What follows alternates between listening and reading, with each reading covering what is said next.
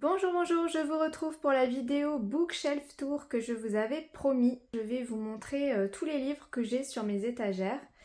Et donc je vais commencer par l'étagère de gauche, donc je me rapproche. Voilà, là nous sommes tout en haut de mon étagère la plus à gauche de ma pièce. Tout en haut donc j'ai mis les poches. En fait toute l'étagère ici j'ai mis que des poches. Sauf l'étagère tout en bas, je vous montrerai après. Et donc là au-dessus j'ai commencé par les polars. Donc là vous avez tous mes Agatha Raisin. Voilà, j'en suis déjà au tome 15. Et voilà, c'est une série que j'aime beaucoup. Et derrière il y a les Agatha Christie. Voilà, donc c'est tous les vieux Agatha Christie que j'avais récupérés en brocante, voilà, vide-grenier, tout ça. Donc c'est des vieilles éditions, mais que je garde, que je conserve précieusement. Puisque j'aime beaucoup Agatha Christie, c'est elle qui m'a donné le goût des romans policiers. Voilà, et Agatha Raisin, j'aime beaucoup. Et ça, c'est une petite déco que j'ai mis. Voilà, c'est un genre de faux livre. En fait, c'est une petite boîte. Voilà, mais j'ai rien mis dedans parce que je sais pas, pour l'instant, je sais pas trop quoi mettre. Mais je l'ai trouvée jolie, donc voilà. Je la mets là comme un serre-livre. Ensuite, je descends d'un étage et vous avez donc tous mes poches policiers. Voilà, donc là, vous avez bien sûr Michel Bussy, mon auteur préféré, Guillaume Musso.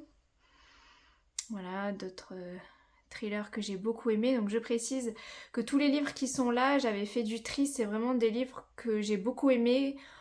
Soit que j'ai beaucoup aimé, soit des coups de cœur, ou en tout cas des livres que potentiellement je relirai un jour ou que j'aurais envie de prêter. Voilà, c'est vraiment, tout ça c'est mes précieux quoi. C'est vraiment des livres que j'ai envie de conserver. La femme de ménage évidemment que j'ai adoré, le 1 et le 2, il me manque le 3. Voilà, d'autres thrillers, je vous laisse regarder les titres. Tout ça, voilà, ce sont des thrillers, romans psychologiques surtout, que j'ai beaucoup aimé. Cet étage en dessous, c'est les contemporains historiques. Je me rapproche, donc là vous avez tous mes Agnès Martin-Lugan que j'ai aimés parce que je les ai tous lus, mais il y en a deux je crois que j'avais pas vraiment aimé, donc je les ai pas conservés. Donc ça c'est vraiment ceux que j'ai adorés. Du Jenny Colgan. Voilà, donc ça c'est vraiment les romans un peu feel good, cocooning, un peu développement personnel, Raphaël Giordano, Laurent Gounel, Maud Ankawa qui fait partie je pense de mes livres préférés, Kilomètre Zéro. Il faudra que je le relise. Là on est dans les auteurs asiatiques, voilà, avec des livres que j'avais beaucoup aimés. Et là on arrive dans les romans historiques. Voilà, tout ça ce sont des romans historiques que j'ai beaucoup aimés. Et on arrive déjà à l'avant-dernier étage, donc on continue, là il y a deux romans historiques, Le Chant du Rossignol et Une dernière danse. Et ensuite ce sont toutes des romances, voilà. Jusque là, tac, voilà. Tout ça ce sont des romances, donc des romances contemporaines. Voilà, tout ça ce sont des romances contemporaines, Sarah Morgan. C'était vraiment quand j'étais dans la période romance et j'en lisais pas mal, j'aimais beaucoup ça. Aujourd'hui un petit peu moins. Et les romances de Noël qui sont là, j'en ai 4 ou 5, voilà, celle-ci là. Les romances de Noël que j'avais lues et beaucoup aimées. Et ça c'était une petite déco qu'on avait mis à notre mariage, voilà, je me suis dit que elle était bien ici sur mes étagères de romance justement. Et enfin le dernier étage tout en bas de mes bibliothèques, c'est l'étagère Harry Potter Twilight. Donc voilà, j'avais déjà fait ça dans mon précédent appartement. Donc ça c'est mes jolies éditions des Harry Potter. Là il y avait un petit album jeunesse que j'avais beaucoup aimé. Donc c'était un Noël à Poudlard. Noël à Poudlard, voilà, j'avais beaucoup aimé cet album jeunesse. L'année dernière, il me semble que je l'avais acheté. Et ici, c'est les vieilles éditions qui datent de 25 ans et j'en suis très fière et je les garde précieusement. Voilà. J'ai un Harry Potter en espagnol, le tome 5. Et là, c'est mes livres de Twilight aussi quand j'avais ma période fan de Twilight avec également le premier tome en espagnol. Voilà, pour ce qui est de mon étagère de gauche, voilà, où j'ai mis tous mes livres de poche, voilà, avec en haut une petite déco, voilà, avec une maison avec des feuilles de papier de livres, je trouve ça trop chou. Je passe maintenant à ma bibliothèque du milieu, donc tout là-haut ce sont vraiment mes précieux, mes favoris, c'est les éditions Charleston qui sont sur 2 étagères et demie, vu que c'est ma maison d'édition préférée depuis 10 ans, depuis que je me suis remise très sérieusement à la lecture en 2015. Donc évidemment ma saga chouchou de tous les temps, Les 7 sœurs, donc j'ai les 8 tomes. Donc Les 7 sœurs ici et le tome sur l'histoire de Passalt, donc sur l'histoire du père adoptif des sœurs. Et j'ai sinon tous les romans de Lucinda Riley qui ont été traduits en français. Les 2 derniers ici, La Rose de Minuit et La Maison de l'Orchidée, ce ne sont pas des éditions Charleston, puisque je les avais achetés avant, d'occasion, voilà, donc chez d'autres éditeurs. C'était avant que Charleston les ressorte, il me semble qu'aujourd'hui ils sont ressortis chez Charleston. Voilà, donc c'est vrai que parmi les Lucinda Riley qui sont là-haut, je les ai pas tous aimés, j'avoue. Peut-être qu'un jour j'en enlèverai certains. En fait, à part les 7 sœurs et 2 ou 3 autres qui sont pas des 7 sœurs, franchement les autres ils m'ont quand même déçue, voire il y en a que j'ai vraiment pas accroché. Mais bon, je l'ai gardé parce que c'était Lucinda Riley. Mais c'est vrai que si un jour je commence à avoir les étagères trop serrées, je vais devoir en enlever, je pense. Parce que y a certains que je ne relirai pas, c'est sûr. Ensuite, une autre de mes auteurs chouchou, c'est Clarisse Sabar. Donc j'ai tout ça, hop. Tout ça c'est Clarisse Sabar, j'ai tous ses livres, sans exception, puisque j'achète chaque année tous les livres qu'elle sort. Elle commence à en avoir sorti un bon petit paquet. Elle a son petit succès Clarisse Sabar et j'en suis ravie. J'ai été... Vraiment, j'ai fait partie de ses tout débuts en 2016 quand elle a sorti Les Lettres de Rose. Celui-ci, c'est son premier. Et voilà, je la suis vraiment depuis ses débuts et je suis très fière d'elle, très contente du parcours qu'elle a fait. Voilà, c'est super. Clarisse, par rapport à Lucinda Riley, j'ai quasiment aimé tous ses livres. Il y en a peut-être 1 ou 2 que j'ai moins aimé, mais la plupart, vraiment, je les ai tous vraiment beaucoup aimés. Voilà, on continue avec des vieux Charleston qui ont quasiment 10 ans. Fleurs sauvages, le châle de Cachemire, voilà, tout ça c'est assez vieux, mais c'est vraiment... c'est ces livres-là avec les 7 sœurs qui m'ont vraiment donné le goût des sagas familiales, secrets de famille, etc. Donc je les garde vraiment très précieusement. Charleston, ça continue en bas avec, voilà, ces romans-là, historiques, contemporains. Voilà, ce sont des magnifiques histoires, le plus récent étant celui-ci, La promesse du Mississippi, que j'avais eu en cadeau à Noël dernier et que j'ai lu cet été, je vous en avais parlé dans une vidéo. J'avais vraiment beaucoup aimé. Ensuite, j'ai une trilogie que j'avais absolument adorée, je m'en souviens vous en avoir parlé dans ma précédente chaîne Booktube. La vallée du lotus rose de Kate McAllister, c'est une trilogie et c'était tellement passionnant, ça se passait en Inde, magnifique, je vous remonte la couverture si ça vous dit quelque chose. En tout cas, voilà. Ça c'était le tome 1 et j'avais adoré, c'est magnifique comme histoire. C'est tout à fait le genre de saga familiale qui m'emportait, tant par ses personnages que par les lieux décrits, et une magnifique trilogie. Et là, on est vraiment, voilà, tout ce qui suit, Tamara McKinley, Elisabeth Arrand, voilà, tout ça, Tamara McKinley, ouais, je l'ai déjà dit. C'est tous des livres que j'adore, secrets de famille, mais aussi beaucoup de dépaysement, avec certains qui se passent en Australie, ou dans des pays très lointains. Voilà, ça j'adore. Et là, on a aussi un petit peu de romans japonais aux éditions Nami.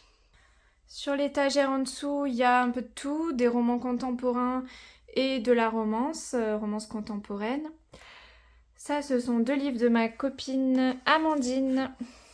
voilà, qui a une chaîne Booktube. Je vous en parle de temps en temps de ma copine Amandine. Je vous mettrai sa chaîne dans la barre d'infos. Donc elle écrit sous le pseudo de Amandine Alba. Donc il y avait Lovely Christmas et Les choses simples. Voilà. Donc je garde ces petites histoires, ces livres bien précieusement ici. J'avais notamment adoré Lovely Christmas, une très chouette romance de Noël. J'avais beaucoup aimé. Je pense la relire à l'occasion. Voilà, donc je vous laisse voir ce que j'ai. De la romance contemporaine, et puis des livres un peu plus historiques. La fille d'à côté de Marina Zapata, ça fait partie des romances que j'ai préférées ces dernières années. C'est de la romance slow burn, donc la romance qui prend vraiment tout son temps. C'est le genre de romance que j'aime lire aujourd'hui. Sur l'étagère d'en dessous, il y a des poches. Ah oui, j'avais oublié que j'avais des poches sur cette étagère. Donc là, on est dans d'autres poches, on va dire que les poches que je préfère sont sur la bibliothèque de gauche. Ça, c'est les poches, bon, voilà, que j'ai un petit peu moins adoré. Il y a du classique, vous voyez quelques classiques. Les deux Gilles Le Gardinier que j'ai beaucoup aimé. Ah, par contre, ceux-là de Marc Lévy, j'ai adoré. Le premier jour et la première nuit, je me souviens que ça a fait partie des premières lectures. Quand je me suis remise à la lecture vraiment intensive, on va dire en 2015, et que la lecture est devenue une passion, parce que ça avait jamais été une passion pour moi de lire. Je lisais quand j'étais petite, mais c'était pas non plus une passion. Et ma passion a commencé en 2015. Et en fait, le premier jour et la première nuit, ça a fait partie des premières lectures. Et d'ailleurs, ça a fait partie des premiers points lecture que j'avais fait il y a 10 ans dans ma précédente chaîne Booktube que j'avais à l'époque. Et ça m'avait marqué, et franchement je les ai pas relus depuis, mais j'aimerais beaucoup. Ça m'avait passionné cette histoire de Marc Lévy. Tous les autres Marc Lévy que j'ai lus après, c'était tellement fade à côté de cette duologie. C'était super palpitant, une enquête un peu avec deux personnages principaux. C'était une archéologue et un journaliste, ou je sais plus, un gars, je sais plus ce qu'il faisait comme travail, mais c'était très palpitant comme histoire. Je me souviens, il y avait de l'action. Ah là là, ça me donne envie de relire. De toute façon, la plupart des livres que j'ai ici sur mes étagères, j'ai vraiment des fois, je me pose devant et je les regarde et je me dis, mais en fait, il y en a tellement que j'aurais envie de relire, quoi. Voilà, c'est pour ça que je les garde précieusement. Après, j'ai donc le peu de livres que j'ai en poche de Fantastic Fantasy. Voilà, donc par exemple le Paris des merveilles, voilà, que j'avais adoré, la trilogie, j'avais vraiment beaucoup aimé. Bernard Werber. Le monde de Narnia, pardon, donc ça, voilà, ça faisait partie d'un petit challenge que j'avais fait sur Booktube aussi il y a presque 10 ans, où on devait lire un tome par mois, il me semble. J'avais gardé, même si je pense pas relire honnêtement le monde de Narnia, c'est pas trop ma came, mais bon, je les garde au cas où. J'ai une belle édition des Trois Mousquetaires que j'ai pas lu. Et un petit jeunesse, la bibliothécaire de Gudule. Voilà. Je garde en hommage à mon métier. Et ici une petite bougie statuette. Alors oui, on dirait pas comme ça, mais c'est une bougie. Voilà, qu'un ami m'a offert. Et tout en bas, vous avez mes bandes dessinées. Voilà, qui continuent d'ailleurs sur l'étagère en dessous. Voilà, je vais peut-être vous montrer d'ailleurs tout d'un coup.